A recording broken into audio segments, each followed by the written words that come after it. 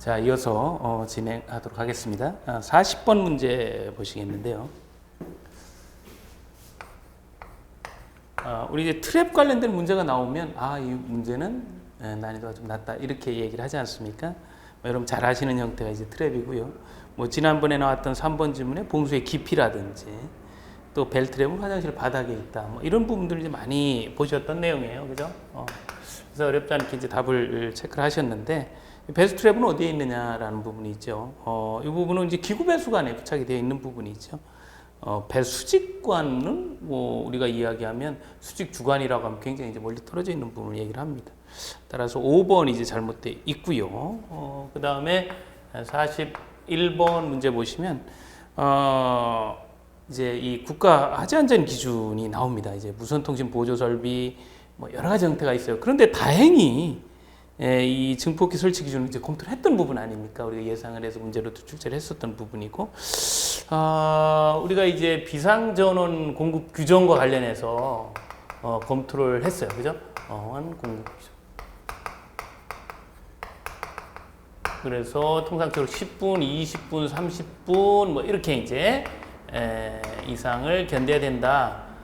이렇게 이제 검토를 하면서 우선 이제 소방 설비 중에 이제 처음에 이제 화재 사실을 알리는 거 뭐예요? 불이야라고 소리치는 거 있잖아요. 이게 경보 설비라고 합니다. 그래서 이 자탐 중에서 경보 설비가 화재 여러 가지 이유로 전원이 차단되어도 10분 이상은 공급을 해야 돼요. 왜냐면 불난 사실을 일단 알려주고 죽어야 되죠, 그죠? 우선 이제 가장 이제 짧습니다. 그리고 이제 일반적인 경우는 이제 20분이에요. 일반적인 경우 유도등이라든지 이런 것도 다 20분이고, 근데 유독 긴 게 있어요. 긴 게. 그게 뭐냐면 무선통신 보조 설비라고 하는 건데, 무선통신 보조 설비는 말 그대로 무전 역할을 하는 건데, 이게 제대로 잘 안 되잖아요. 어디 지하 같은 데 들어가면. 근데 이제 터널 저 안쪽에서 이제 화재가 발생했다. 한 4km 되는 터널 안쪽에서 2km 지점에서 화재가 발생했다. 그럼 이제 무전기 안 터집니다. 그러면 바깥하고 연락하고 이런 부분이 있을 수 있고, 또 지하고 이런데 이런 데는 무선통신 보조 설비를 하게끔 하고, 여기는 이제 거기 현장까지 들어가는데도 시간이 많이 소요되잖아요. 그리고 마지막 진압까지 해야 되니까 그래서 이 증폭기가 30분 이상 이렇게 해서 무전 활동을 할 수 있게끔 하고 있습니다. 그래서 이걸 물어봤어요. 다행스럽죠. 그래서 5번. 그러니까 지금 보신 것처럼 이 국가 화재 안전 기준도요, 상당히 복잡하고 까다롭습니다. 내용은 복잡한데 다행히 그 중에 이제 쉬운 부분을 여쭤봤고, 여러분들이 훈련했던 부분들을 물어봤기 때문에 또 답을 쉽게 낼 수 있었죠. 실제 이제 이 시험이라고 하는 것은 이제 해마다 이제 난이도도 이렇게 이제 있을 수 있고요. 높거나 낮을 수도 있고 여러 가지가 있습니다. 그래서 1차 시험의 배출 인원이나 여러 가지가 이제 복합적으로 이제 작용을 해요. 그래서 이 전체적인 이 난이도나 이런 부분들을 맞춰서 이제 강의를 하게 되는데, 한마디로 이제 말씀을 좀 드리면 이제는 이제 정해진 어떤 그 커리큘럼에 따라서 이렇게 쭉 따라만 오시면 합격하는 것은 크게 무리가 아니다, 이렇게 볼 수가 있어요. 대신 이 실무 과목은 굉장히 광범위하기 때문에 이 부분 범위를 벗어나서 혹은 예측되지 아니한 부분을 이제 학습을 하게 된다면 상대적으로 어려울 수 있습니다. 그죠? 많은 부분들을 여러분들이 기억하고 암기하고 한다는 것이 이제 굉장히 어려운 일일 수 있잖아요. 그죠? 어쨌든 효율적으로 학습을 해서 예측을 해서 무난하게 합격할 수 있게끔, 안정적으로 합격할 수 있게끔 진행이 돼야 되겠죠. 자, 그 다음에 이제 42번인데요. 이것도 이제 급탕 이야기를 하게 되면 이 역환수 방식 이야기 많이 합니다. 근데 이거를 이제 암기하시면 안 돼요. 이 역환수 방식의 개념을 이해를 해야 됩니다. 이 역환수 방식에 대한 개념을 이해를 해야 유사한 기능을 갖는 것 하게 되면 이제 정유랑 별부 2번을 찾을 수가 있는데, 이 역환수 방식이라고 하는 것은 역환수 우리가 이제 리버스 리턴이라고 얘기를 하는데, 이렇게 여론이 생산이 되어서 이것이 여론을 필요로 하는 장소에 공급을 할 때 이런 형태로 공급을 하고 이런 형태로 환수가 된다면 이 부분엔 분명히 이러한 온도차가 발생할 수밖에 없습니다. 이게 이제 급탕 원리고요. 이 유체는 이렇게 거리가 가까이에 있으면 여기에는 많은 물이 흐르고 더 상대적으로 빠르기 때문에 실제로 온도가 여기가 더 높아질 수밖에 없어요. 그렇기 때문에 이 돌아오는 반탄관을 뒤로 돌리는 거 아닙니까? 지금 좀 보시는 것처럼 이 부분을 그대로 연결시키지 않고 이런 식으로 연결을 시켜서 바로 오지 못하고 돌아서 오게끔 하는 거예요. 그러면 이렇게 했을 때 효과가 뭐냐면 전체적인 배관의 길이를 같게 하는 겁니다. 전체적인 배관의 길이를 같게 해서 유량을 동일하게 하는 거죠. 그래서 이런 형태를 우리는 같은 효과를 내겠다 하게 되면 정유량 밸브, 정유량 밸브를 통해서 같은 효과를 낼 수가 있다라는 거죠. 이렇게 되어 있고, 이제 이런 부분도 사실 이제 역환수 방식의 어떤 목적이나 특징 이런 걸 알게 되면, 이렇게 배관의 길이를 갖게 하면서 유량을 갖게 하는 거다라고 하면 이제 답을 찾을 수가 있고, 그냥 단순하게 암기를 하셨다면, 조금 이제 고민을 조금은 할 수도 있었던 부분 중에 하나예요. 그래서, 또 이제 완벽하게 하는 것도, 상당히 이제 필요로 합니다. 그죠? 그래서 정확히 이해를 하고 완벽하게 하는 것이 좀 필요하고 그래요. 그 다음에 우리 이제 43번 문제.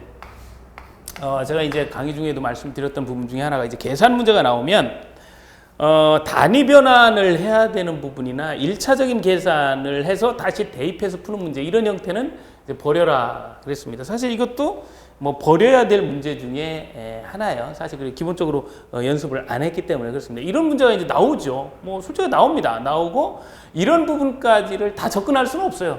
그렇다고 또 이걸 틀린다고 그래서 떨어지나, 그것도 아닙니다. 이렇게 이제 문제 흔들기식으로 문제가 나오게 되는데, 이런 유형의 문제는 크게 부담 갖지 않고 나왔구나, 그래 알았어, 그냥 넘어가시면 돼요. 크게 이걸 뭐 풀려고 한다든지 하게 되면 시간도 많이 걸리고 또 정확한 답을 내지 못하는 경우에는 또 당황하게 되고 이럴 수 있습니다. 우리 이제 실무는 광범위하지만 실제로 여러분들이 정상적인 학습을 하셨다면 70점 정도의 점수는 무난하게 획득할 수가 있어요. 근데 그렇게 안 하고 뭐 여기 지역적으로 막 공부를 하시게 되면 이제 50점을 넣기가 좀 어렵죠. 어쨌든 여러분들이 실무에서 70점 이상 점수를 맞게 된다면 당연히 합격하는 거 아니겠어요? 그죠? 자, 그러면 이제 이 문제를 한번 풀어보도록 하겠습니다. 다음 조건에 600인이 거주하는 공동주택의 순간 최대 예상 급수량은 얼마냐? 그래서 사실 뭐 이거 자체가 무슨 얘기지? 요즘 건축 기사 형태 문제로 이제 건축 설비 기사 형태로 이제 물어보는 또 새로운 형태의 문제이기도 한데, 순간 최대 예상 급수량 량은 얼마냐 이렇게 이제 물어봤는데, 이제 제일 어려운 게 뭐냐면 단위라 그랬어요. 지금도 보시는 것처럼 이렇게 분당 몇 리터 이렇게 이제 물어봤잖아요. 이런 이제 단위가 나오는 것은 생략하는 게 좋습니다. 지금 이제 기출 문제니까 이제 어떻게 푸는 건지 정도 이제 해설을 할 텐데, 실제 기출 여러분들이 시험장에 가서 본다 그러면 미련 없이 떠나셔도 아무 문제가 없어요. 그죠? 자, 이제 이걸 물어봤는데, 이제 거기에 나와 있는 자료를 이제 보니까 평균 사용수량은 평균적으로 물을 얼마큼 쓰나 보니까, 이게 600인 거주라고 그랬죠? 600인이 거주하고 있다. 이렇게 이제 인수를 이야기를 해줘야 돼요. 그래야 이제 시간당 평균 예상 급수량을 뽑아낼 수 있기 때문에. 자, 평균 사용 수량은 이제 주로 단위가 하루에 사람 한 명당 어느 정도를 쓰느냐, 그 얘기를 이제 주어지는데 200리터를 쓴대요. 그리고 일일 평균 사용 시간, 평균 사용 시간을 보니까 10시간이래요. 10시간. 그 다음에 순간 최대 예상 급수량, 이건 주어져야 되거든요. 순간 최대 예상 급수량은 시간 평균 예상 급수량, 양은 시간 평균 예상 급수량, 시간 평균 예상 급수량의 4배다. 그 얘기 아닙니까? 곱하기 4를 해라. 이렇게 지금 이야기를 하고 있어요. 그러면 우선 이제 이게 이제 무슨 소리인지를 이제 우선 알아야죠. 이해를 좀 하려면. 무슨 얘기냐면, 600인이 거주하고 있는 이러한 이제 공동주택이 있는데, 평균적으로 한 사람당 하루에 200리터를 쓴다는 거죠. 근데 600인이 거주하니까 곱하기 600 하게 되면 이 공동주택에서 이 600인이 평균적으로 얼마를 쓰고 있느냐가 나오죠. 그래서 평균 사용 수량 전체를 보면, 전체를 쓰면 2, 6, 12 하니까 12,000인가요? 12만인가요? 예, 12만이 되네. 예. 하나, 둘, 셋, 넷. 2, 6, 12하고 하나, 둘, 셋, 넷. 이렇게 되니까. 예. 이렇게 됩니다. 자, 요만큼의 물을 하루에 쓰고 있다. 그러면 이게 하루에 쓰고 있는 거 아니에요? 그러면 평균적으로 이 물을 10시간 쓰고 있다는 거죠. 근데 우리 답은 이걸 구해야 되는데, 그죠? 이걸 구해라. 이렇게 나왔잖아요. 근데 그걸 구하려면 이걸 구하지 않고는 절대 답을 낼 수가 없죠. 이거에다가 4를 곱하면 되니까. 그죠? 그래서 여기 있는 시간 평균 예상 급수량을 구해야 되는데, 이걸 이제 구하는 식이 있어요. 구하는 식. 예, 그래서 살펴보면 우선 이제 순간 최대 예상 급수량을 구하는 식을 좀 살펴보면 이렇게 됩니다. 이게 포인트예요. 순간적으로 최대 예상 급수량을 이야기를 합니다. 단위는 분당으로 표현을 하고 있고요. 이거는 이제 공식이에요. 이거는 60분의 3에서 4배. 근데 우리는 이제 4배를 주어졌으니까 뭐 이렇게까지 할 필요 없죠. 4 곱하기 시간 평균 예상 급수량을 가지고 계산을 하면 되죠. 그래서 양인데 시간 평균을 낸 급수량을 가지고 이야기를 하면 되고, 이거는 말씀드린 것처럼 시간당 리터가 되겠죠. 예, 이렇게 정리를 해보면, 그러면 지금 이제 시간 평균, 이제 이렇게 힘들다는 겁니다. 실제 이제 여러분들 시험장에 가셔서 푸실 때 이렇게 힘들기 때문에 이걸 이제 쉽게 접근하겠다 이런 생각을 가지고 문제를 푸시면 굉장히 까다로울 수 있다라는 거예요. 그래서 이제 여기에서 나와 있는 것처럼, 요게 이제 1이잖아요. 1일. 그래서 이제 요만큼을 사용을 합니다. 그렇게 되니까 이 부분을 그대로 여기에다가 대입을 시키는 거죠. 하루에 이만큼 되는데 이걸 10시간, 그러니까 하루에 이만큼 되니까 이걸 10로 나누면 10시간이니까 시간당이 나오겠죠. 그러면 이걸 이렇게 나누어서 여기다 집어넣는 거예요. 그죠? 그러면 이 자체는 12,000리터 시간이 되겠죠. 이제는 이거 이제 10시간 썼으니까 평균 이만큼 썼는데, 이만큼을 썼는데, 그걸 10시간 썼다. 그 얘기니까, 1시간에 얼마 썼냐? 그러니까 당연히 이만큼 쓰겠다. 그래서 요거를 여기에다 대입을 시키면 돼요. 그러면, 대입을 시키면, 이게 이제 공식이니까 60분의, 요게 이제 여기서 이야기하는 예상 급수량, 시간 평균 예상 급수량이에요. 예상 급수량이 얼마였어요? 그죠?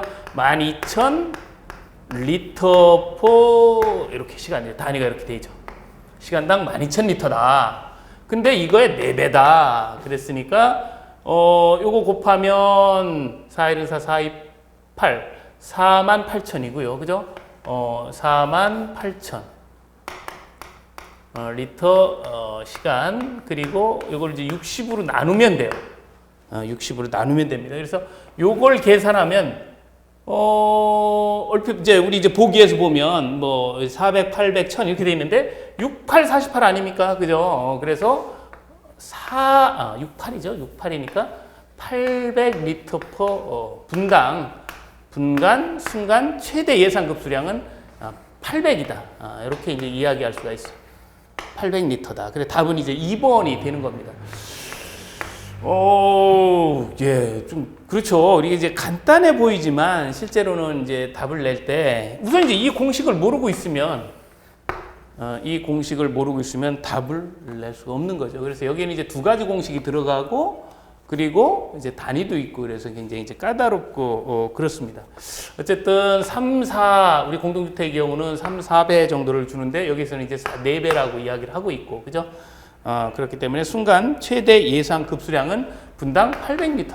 그래서 2번을 선택하시면 되겠네요.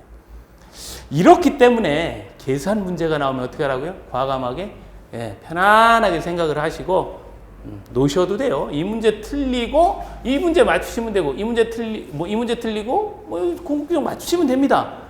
그러니까 여러분들이 충분히 맞추실 수 있는 문제가 많이 있기 때문에 어려운 문제 때문에 고민 안 하셔야 되는데 이렇게 꼭 까다로운 형태로 물어봐요. 꼭 그렇습니다. 실무는. 그거 크게 신경 안 써야 돼요. 자, 그 다음에 계속해서 보도록 합니다. 44번. 단물이라고도 하고, 뭐, 이렇게 이제 연수 이야기를 하고 있어요. 물, 연수, 또 뭐, 강연수. 이거 이제, 이 이야기 나왔으니까, 약한 연수. 약연수, 약한 연수. 그 다음에, 약한 경수. 경수. 또 센 경수, 간경수, 이런 게 있겠죠? 사람 이름 같으네요. 이거는 우리 이제 물속에 포함되어 있는 칼슘 이온이나 마그네슘의 양을 가지고 그래. 그래서 이 양이 많으면 뻣뻣해지는 거예요. 우리가 이제 경도라고 하는 겁니다. 그래서 이 경도 이야기를 할 때 미국 기준은 ppm이고 또 이제 미국 기준 말고 독일 기준도 있어요. 근데 이제 여기에서는 ppm 단위를 쓰고 있으니까 미국 경도 기준으로 이제 이야기를 하고 있는 거예요. DH라고 하는 독일 경도 기준도 있습니다. 근데 이 기준이 아니고 이 기준으로 봤을 때 ppm이 얼마냐에 따라서 이걸 이제 우리가 이제 구분하는데 보통 이제 한 80 ppm, 40 ppm까지를 이제 강연수, 연수는 한 80 ppm까지. 그러니까 이제 40 이상 80 이렇게 되겠죠. 양연수는 80에서 120, 한 40 단위로, 그죠? 그 다음에 경수는 120에서 160이 아니고 한 180까지를 얘기를 합니다. 그 다음에 180에서 300까지, 300ppm까지 경수, 300 이상 이렇게 되면 이제 이거는 강경수라고 하죠. 그래서 물속에 녹아있는 탄산칼슘의 양을 가지고 표현하고 있다. 그러니까 44번에 1번 보시면 총 경도가 120 ppm 이상이다. 이러면 이제 약한 경수가 되죠. 연수가 아니고. 그러니까 1번이 잘못되어 있습니다. 그죠? 우리가 이제 연수라고 하는 것은 40에서 80 ppm 정도를 우리가 연수라고 한다. 이렇게 이제 정리하시면 될 것 같아요.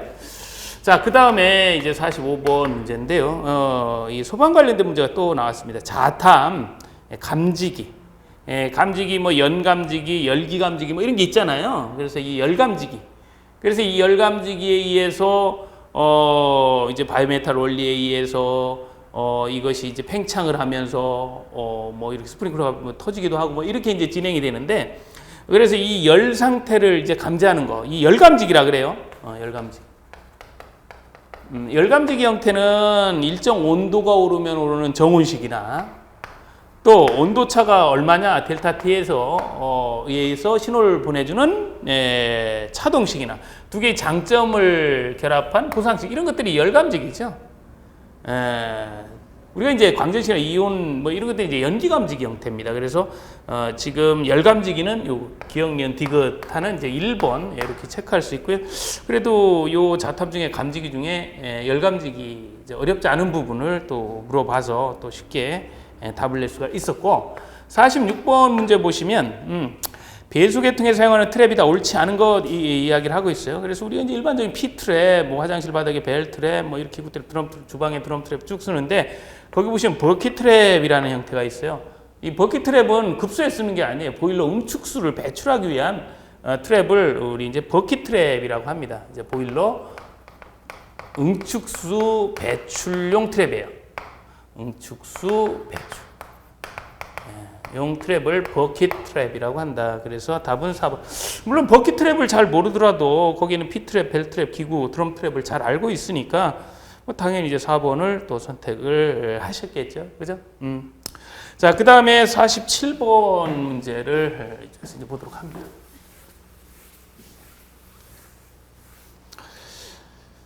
배관 설비, 이음 부속 이야기를 하고 있어요. 이제 요것도 우리 유니온이라든지 뭐 여기 있는 이경숙해 뭐 이런 것들이 이제 한번 물어본 적이 있습니다. 분기 배관할 땐 T 같은 걸 많이 쓰죠. 뭐 동일 지름, 또 관 막을 때 플러그나 캡 쓰고요. 이경관 연결할 때 뭐 이경 니플 같은 걸 사용을 합니다. 근데 이 방향을 전환한다 이렇게 돼 있는데 4번 보시면 유니온이라든지 이경숙해 이거는 같은 방향으로 하는 거잖아요. 그죠? 이경숙해서는 이제 관경만 조정하는 거고 유니온은 그대로 연결하는 거예요. 그죠? 그래서 방향을 전환되지 않습니다. 따라서 4번 쉽게 찾으셨고 그 다음에 이제 48번 이런 유형의 문제를 보면서 요즘 이제 기술이 좀 발전이 된다. 이러한 부분들을 좀 볼 수가 있는데 거기 스테인리스 관관 요즘 급수, 급탕 이거 많이 쓰지요. 요즘 주철관은 내식 또 내마모성이 우수합니다. 그래서 주로 이제 5배수관에 많이 써요. 그 다음에 동관은 이제 난방할 때 많이 쓰죠. 유연성이 우수하고 열 전동성이 높기 때문에 그렇습니다. 또 탄소 관관은 주철관에 비해서 인장강도가 크다. 고압용으로 많이 쓰죠. 자, 거기 보시면 이제 5번에 라이닝관이라 이런 표현을 하고 있는데 라이닝관 이건 이제 재질을 이야기한 게 아니라 이렇게 이제 관이 있으면 요 관에다가 이렇게 에폭시 수지를 입힌 거예요. 요 내부에다가 뭐 연마비닐 수지나 이런 것들을 이제 입힌 겁니다. 그럼 어떨까요? 이렇게 샥 이제 입혀져 있으면 굉장히 매끄럽겠죠. 저도 이제 배관 청소를 하고 이제 라이닝을 한번 해봤는데 굉장히 좋습니다. 뭐 어쨌든 여기 보시면 라이닝과는 경량이면서 산 알칼리에 대한 내식성이 낮다 그랬는데 이렇게 코팅하는 이유가 뭐예요? 잘 부식되지 않게끔 하는 거죠. 내식성을 높이고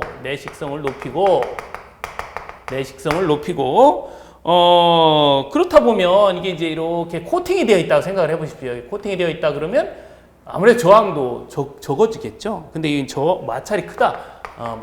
저항이 크다 그랬는데 이게 이제 낮아지겠죠. 이렇게 사용을 하는 겁니다.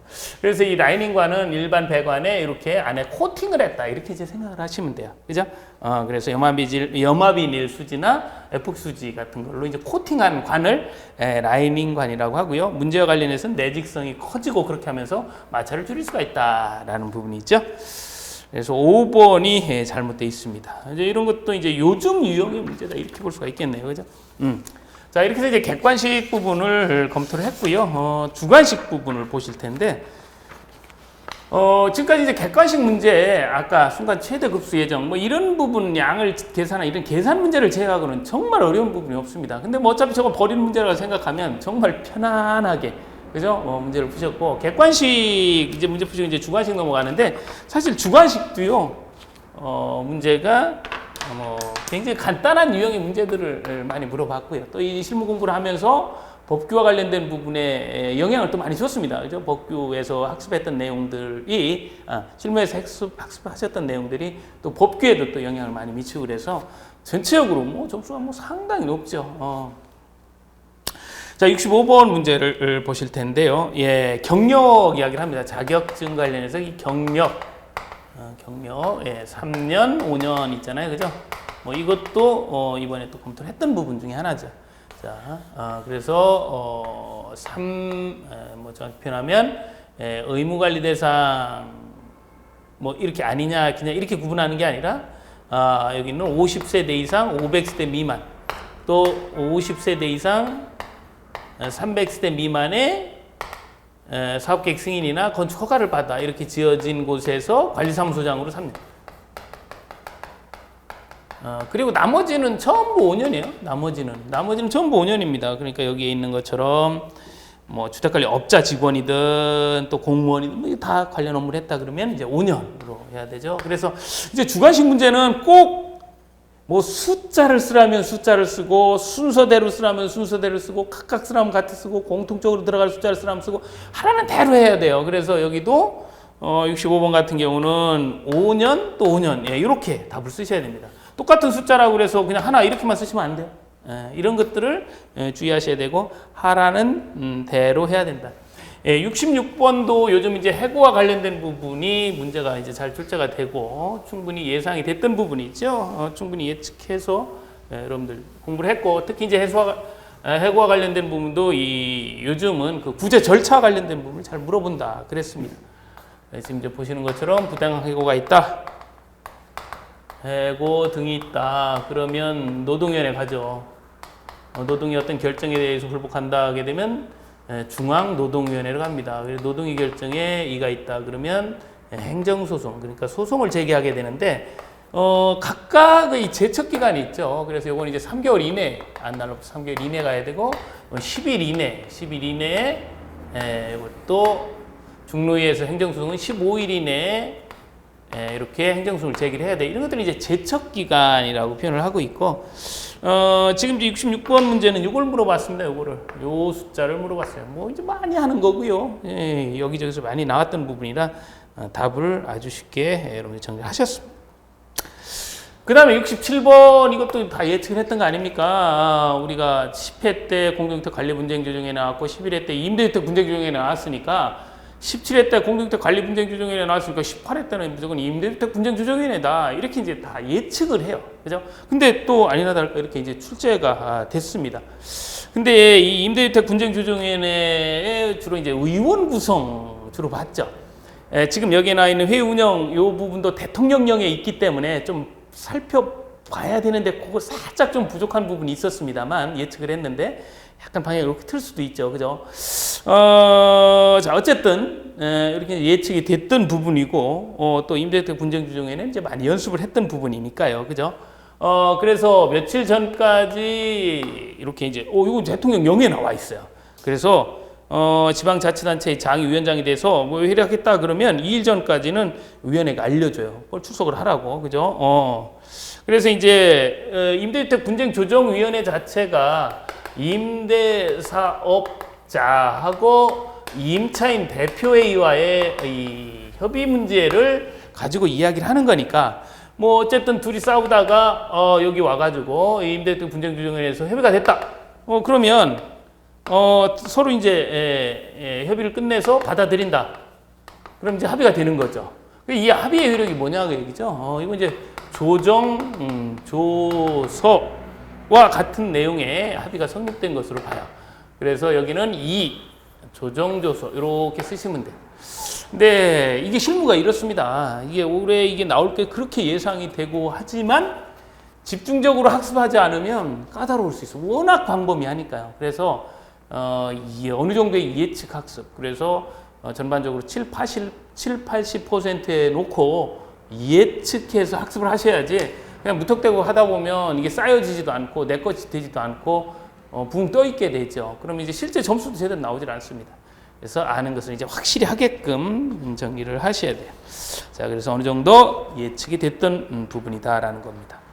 자, 그 다음에 68번, 장기수선 계획과 관련해서는 이번에 이제 법이 좀 바뀌었잖아요. 그러니까 이제 좀 나올 부분이 있고, 실제 문제는 아주 간단하게 물어봤어요. 뭐 300세대 이상, 이번에 이제 300세대 이상뿐만이 아니라 주상복합까지도 이제 확대가 됐고요.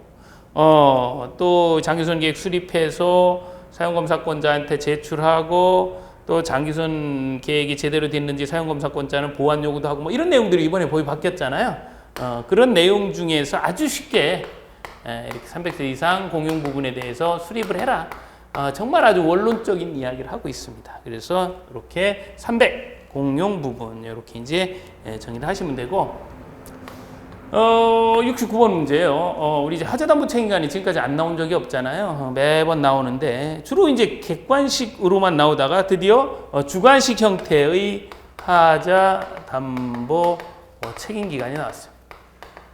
자, 물론 이제 이렇게 써라라고 이제 법규에서는 이걸 한번 써봐라라도 이렇게도 나왔는데 항상 이제 여러분들 학습을 하실 때 우리 이제 근거 법률에 나와 있는 용어를 이렇게 쓰는 연습을 많이 해야 됩니다. 그래서 이게 이제 무의식적으로 쓸 수 있게끔 그냥 눈으로만 보시면 실제로 쓸 때 잘 안 써지거든요. 이것도 이제 실제는 무슨 내용인지를 알겠는데 잘 써지지를 않더라라고 하는 그런 후기도 많이 볼 수가 있습니다. 자, 하자담보 책임기간 그래서 1년, 2년, 3년, 4년, 그리고 5년, 10년 뭐 이렇게 이제 되어 있죠.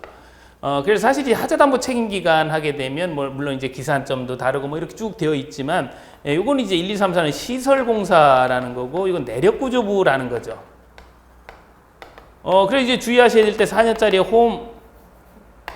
홈 방지철이 있고, 5년짜리 보호 바닥 지붕이 있습니다. 그러니까 지금 여기 지붕 이렇게 보이니까 5년 이렇게 쓰신 분이 혹시 계실 수 있을지 모르겠는데, 그래서 항상 이걸 이제 선을 그어서 얘는 시설공사고 얘는 내력구조부다 이런 훈련을 많이 하잖아요. 그래서 이 하자 그렇게 되면 여기 뭐 어떤 것이 들어간다는 뭐 조금 미칠 수도 있잖아요. 뭐 이렇게 다 암기법에 의해서 하니까 그건 염려가 안 되는데, 이런 거를 구분을 못 해가지고 지금 여기 지문에서는 방수공사 중 지붕공사, 그러니까 시설공사잖아요. 그럼 4년 이렇게 쓰셔야 되는데 혹시 5년이라고 쓰셨다면 그냥 이것만 그냥 싹 생각해 쓰신 거예요. 이런 걸 주의를 하셔야 되고요.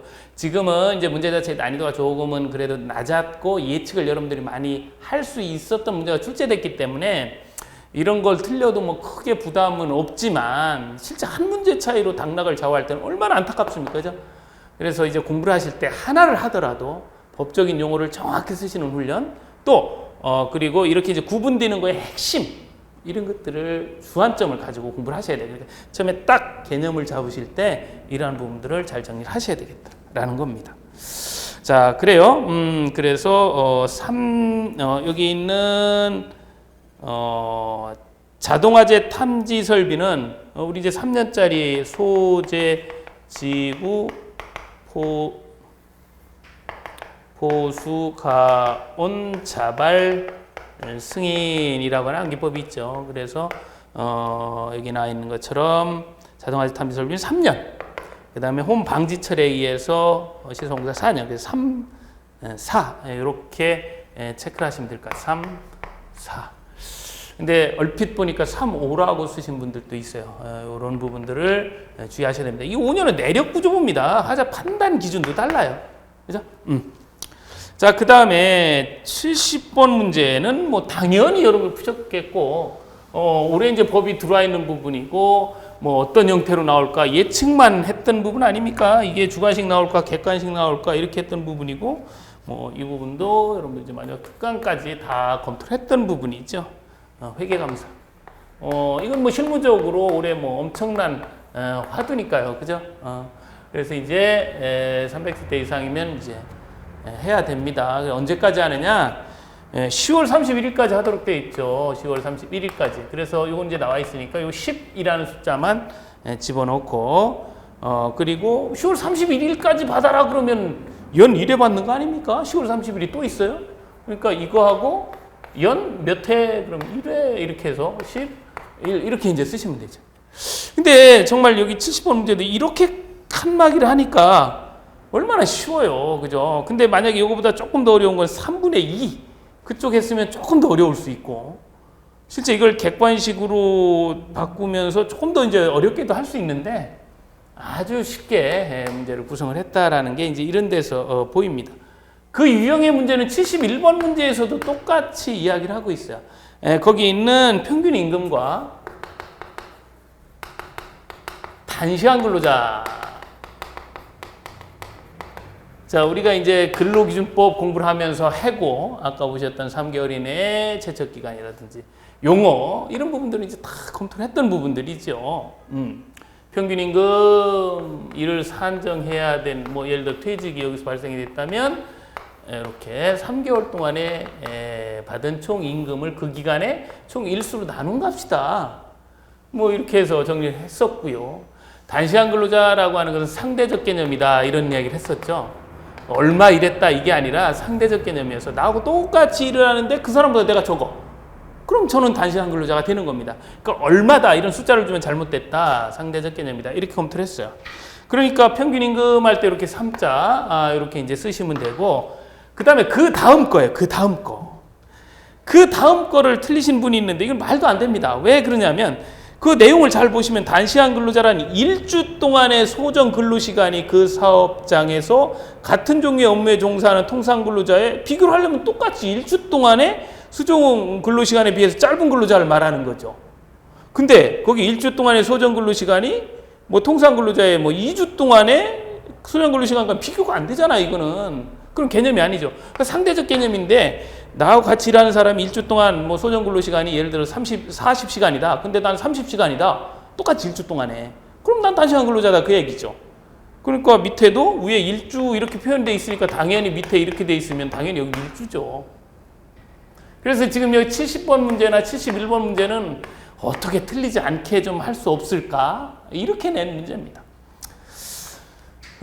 근데 이제 시험장에서는 이런 것들이 잘 안 보일 수도 있다 그래요. 다행히 이번은 그 문제 자체 유형이 쉽고 또 많이 예측할 수 있었기 때문에 좋은 점수로 여러분들이 이제 합격을 하셔서 크게 부담은 안 되지만 또 19회 시험도 꼭 이러라는 보장은 또 없잖아요. 그죠? 그래서 이제 잘 접근하셔야 됩니다. 그래 문제 훈련 실제 이제 이런 유형의 문제도 있으니까 접근하는 방법 이런 것들 훈련을 많이 하셔야 돼요. 그렇죠?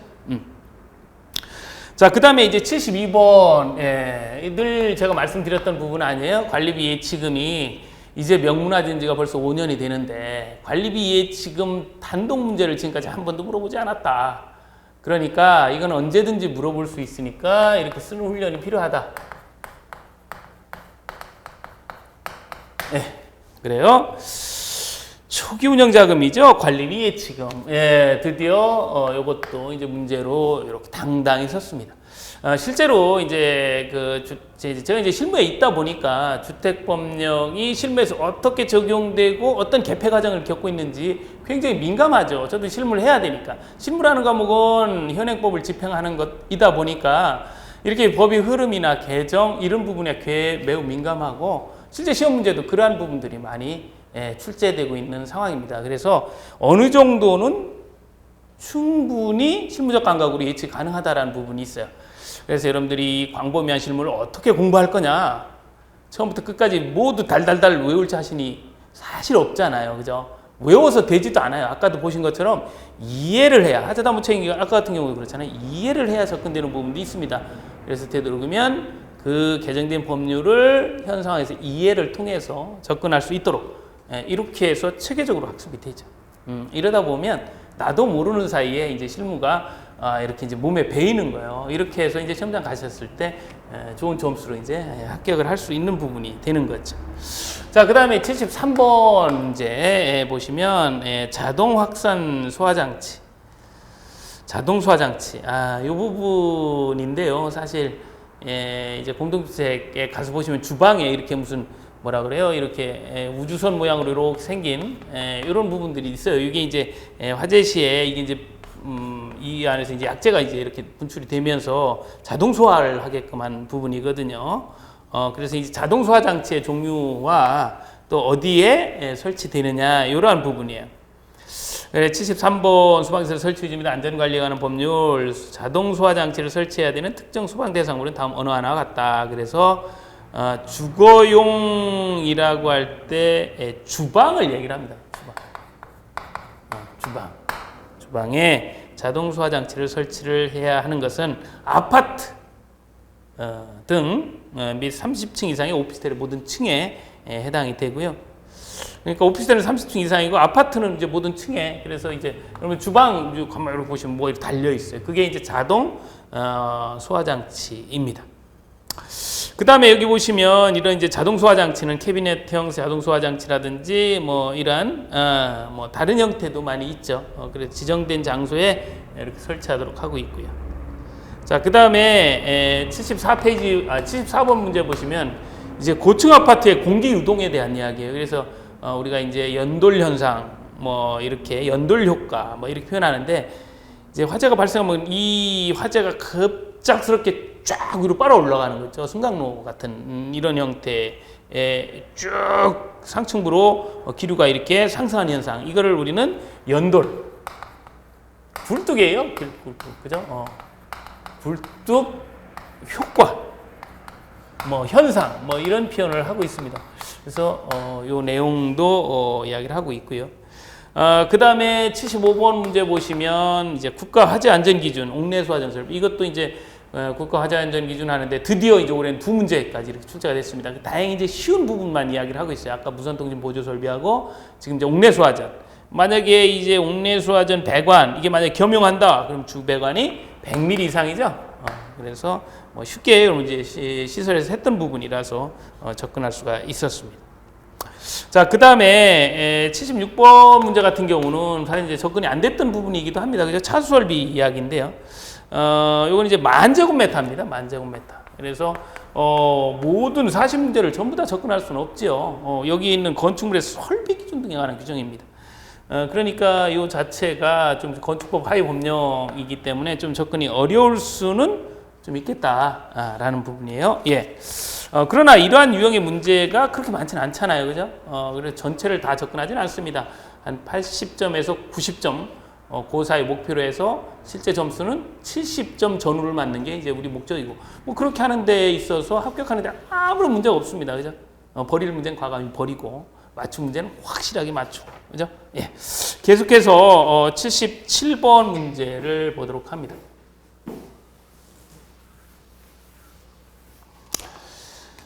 77번이요. 건축법령상의 용어다. 근데 뭐 여기는 뭐 이야기를 다 하고 있네요. 불에 잘 타지 않는다. 타기 어렵다. 난연이죠. 난연. 불에 타지 않는다. 불련이고. 난연 재료를 얘기를 합니다. 77번은 뭐 쉽게 여러분들 접근하셨고, 78번입니다. 난간. 이건 난간 많이 했죠. 우리가 이제 120이라는 숫자를 사용하는 것이 난간이에요. 그죠? 그래서 왜냐하면 아이가 이 난간에 추락할 수 있기 때문에 일정 높이를 확보를 해줘야 돼요. 그래서 아이들 여기에서 떨어져도 이게 죽는다는 어떤 개념이 없는 아이들의 높이가 120cm 정도입니다. 그러니까 그거보다는 이상으로 해서 안전하게 하도록 하고 있고요. 뭐 계단 같은 경우는 좀 낮죠. 90cm. 왜냐하면 떨어져도 크게 위험하지 않은 부분들은 90cm 정도까지 하고 있고, 추락했을 때 사망 우려가 있는 옥상 난간에 이런 것들은 다 110cm 이상이 되도록 하고 있죠. 자, 그 다음에 79번. 뭐 올해 예측했던 것 중에 하나죠. 통기관. 뭐 거의 이제 주관식으로 나오는데요. 이렇게 했을 때 배수 수직관을 그대로 개방한 거, 이걸 뭐라고 부르느냐? 뭐 이건 통기관 중에 아주 쉬운 신정 통기관을 말하죠. 뭐 이거 말고도 여기 있는 환상 통기나 뭐 회로 통기나 또 뭐 여기 있는 도피 통기나 뭐 이런 것들 여러분들 열심히 공부를 했습니다. 그죠? 그래서 통기관은 어떤 유형의 문제가 나와도 다 맞출 수가 있겠다라는 부분이에요. 그 다음에 이제 80번 문제 보시면, 이 압축식 냉동장치, 우리 이제 냉동 메커니즘과 난방 메커니즘을 여러분들이 공부를 했어요. 실제 이제 기출 문제를 분석을 하고, 우리가 기출됐던 문제를 가만 보니까, 이 COP에 대한 문제가 나왔었고, 또 응축기를 고르는 문제도 한번 나왔으니까, 증발기를 한번 써봐라. 이렇게 또 나올 가능성이 있다라는 거죠. 그래서 이렇게 응축, 그러니까 이 난방 시의 성적 계수도 구해보고 또 증발기도 한번 써보고 뭐 이런 부분을 이제 공부했던 거 아닙니까? 근데 뭐 또 그게 또 이렇게 딱 예측 범위 내에 들어서 또 출제가 됐네요. 그죠? 그래서 우리가 이제 냉난방 메커니즘 이야기할 때 공기를 압축시켜서 보내줍니다. 그죠? 보내줘요. 그래서 이제 이게 난방을 할 때, 이렇게 하는 거죠. 보내줘서, 요 응축기가 응축열에 의해서 난방을 하게 되고요. 지금 이제 난방 메커니즘을 이야기를 하고 있습니다. 팽창 밸브를 통해서 응축되었던 부분들을 다시, 이렇게 보내주게 되죠. 이게 이제 난방이고요. 지금은 냉방과 관련된 부분을 얘기를 하고 있어요. 그죠? 그래서 이제 압축된 걸 가지고 보내줍니다. 어디로? 이제 응축기로 보내주죠. 증발기. 이렇게 보시죠. 압축된 걸 가지고 여기 응축기 어디 있나요?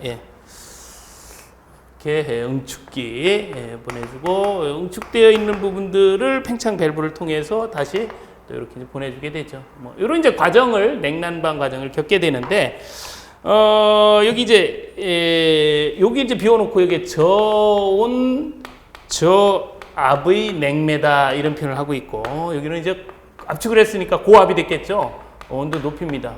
고온 고압의 이 냉매가 응축기를 통해서 이제 고압의 이 냉매가 외부로 분출이 되는 거예요. 응축을 하면서 이게 이제 난방하는 거죠. 그죠? 그래서 이렇게 되네. 예. 다시 난방을 하고 나서 이 팽창 밸브를 통해서 결과적으로 저온 저압의 냉매 상태로 하려면 이렇게 이제 증발기라고 하는 걸 통해야 돼요. 증발기, 이게 이제 냉동할 때 하는 거죠. 냉방할 때, 그죠? 그래서 지금 여기 나와 있는 것처럼 냉동장치에 대한 그림이다. 이렇게 표현을 해놓고, 여기 뭘 쓰느냐? 증발기. 여기는 응축기. 여기 압축기. 여기 팽창발. 뭐, 이거 이제 많이 했던 거고요. 예측했던 부분이라서, 여러분들이 쉽게 답을 쓰셨을 수가 있어요. 이렇게, 기출되었던 문제에서 어느 정도 예측 가능한 부분 범위 내에서 훈련을 지속적으로 하셔야 실제 시험에 출제됐을 때 씁니다. 근데 이거를 이제 평면적으로 학습을 하시게 되면 실제 시험에 출제가 돼도 보긴 봤는데 잘 안 써진다든지 그 부분을 이제 포인트를 몰라서 답을 못 찾는다 이런 경우가 많이 있습니다. 다시 한 번 말씀드리면 실무는 제가 봐도 굉장히 광범위한 부분이에요. 저도 이제 20년 넘게, 거의 이제 25년 넘게 이제 실무를 하고 있지만 이 분야가 상당히 까다롭고 광범위합니다. 하지만 여러분들 시험과 관련해서는 운전면허증을 취득하는 것 같다. 이렇게 표현할 수가 있어요. 무슨 말씀이냐면 여러분들 나름대로 운전대를 잡고 코스를 통과하라 그러면 못하지만 정해진 방법 규칙에 의해서 훈련에 의해서 충분히 가능하다라는 겁니다. 저와 함께 이제 이론 또 심화 과정을 이제 학습을 하실 텐데, 실제 이제 이러한 부분들, 그러니까 법이 개정된 부분이 현 실무에서 어떻게 적용되는지, 그리고 이것이 시험 유형화될 때 이번 시험에서는 전체적으로 1차 합격자와 응시자, 또 전체적인 사회 환경 이런 것들을 고려를 했을 때 어느 정도의 난이도가 결정이 될 것이고, 이 난이도에서 어느 정도 범위 내에서 여러분들을 학습을 하시는 것이 무난하게 합격하는 것이냐, 이러한 부분들이 데이터로 나와서 그 데이터에 의해서 이렇게 여긴 하고 여긴 하지 않고 이렇게 이제 방향을 점점 이렇게 설정을 하면서 학습을 하셔야 돼요. 그래서 이제 그러한 부분들은 이제 제가 다 합니다. 그러니까 여러분들께서는 마치 운전면허 학원에 온 것처럼 그냥 하라는 대로 따라오시면 그냥 일단은 이제 합격은 하시는 거예요. 합격. 뭐 합격하면 되죠. 그죠? 그래요. 아무튼 올해 시험에서는 이렇게 순조롭게 출제가 되어서 이제 많은 거의 다 이제 합격을 하셨기 때문에 이제 앞으로 이제 여러분 현장에 나가셔서 이제 훌륭한 소장님이 되셔서 또 진짜 실무를 하시게 되고요. 또 새롭게 이제 공부하시는 분 입장에서는 또 하루빨리 또 자격을 취득을 해서 또 주택관리사로서 또 주택관리사 보로서 또 관리 업무를 할 수 있도록 최대한 조력을 해드리겠습니다. 자, 이번 18회 시험 보시느라고 수고 많으셨고요. 또 19회를 응시 하시기 위해서 준비하시는 수험생 여러분들도 늘 건강하시고 꼭 합격할 수 있도록 최선의 노력으로 경주하겠습니다. 자, 이상으로 18회 주택관리사보 자격시험에 대한 해설 강의를 마치도록 하겠습니다. 수고하셨습니다.